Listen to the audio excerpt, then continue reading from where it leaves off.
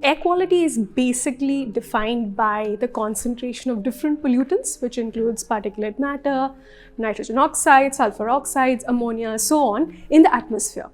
Air quality index is a metric which was used to communicate about air quality. So it's basically a scale which tells you about the severity of air pollution. So when we talk about sources, we talk about which are the sources which are actually contributing to air pollution in a particular region. So if we talk about Delhi, Delhi is in that unfortunate position where it is impacted by both local sources, which are basically within Delhi city limits, as well as sources which are outside Delhi city limits. So if we look at sources which are within Delhi city limits, it's primarily vehicles. Vehicles, of course, is the primary contributor, followed by road dust, open waste burning, and a little bit of the small scale industries which are there located in Delhi and its vicinity. When we talk about sources coming from outside, of course, as we know, stubble burning is a seasonal contributor. But other than that, there is also some amount of influence which comes from industries outside Delhi, brick kilns, as well as the thermal power plants. So if we need to fix Delhi's air pollution, the key is to control both local and regional sources. So local action and regional coordination is what is needed to actually fix Delhi's pollution problem.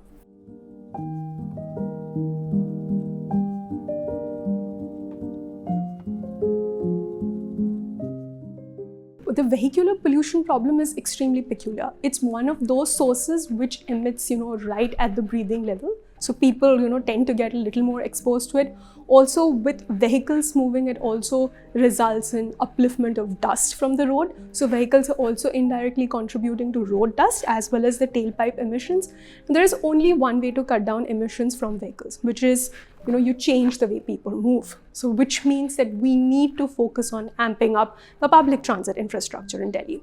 If people are using private vehicles, then the focus should be on transitioning the vehicular technology. Of course, there is a push towards electric vehicles, but increasing number of personal electric vehicles also doesn't make sense because that is eventually going to result in increased number of vehicles on the roads. Therefore, the only way to cut down emissions is for people to transition from private motorization to shared motorization, and the shared motorization also needs to be cleaner in terms of fuel efficiency as well as emissions.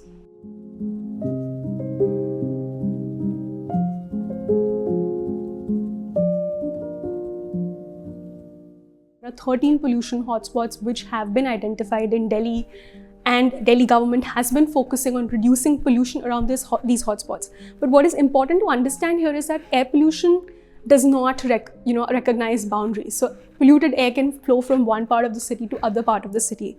While localized action is important, we need coordinated action across the region. So ramp up local action, but at the same time also ensuring that there is coordinated action across the Indo-Gangetic Plain to actually ensure that not just Delhi, but also other cities in the Indo-Gangetic Plain see air quality benefits, not just in winter, but around the year.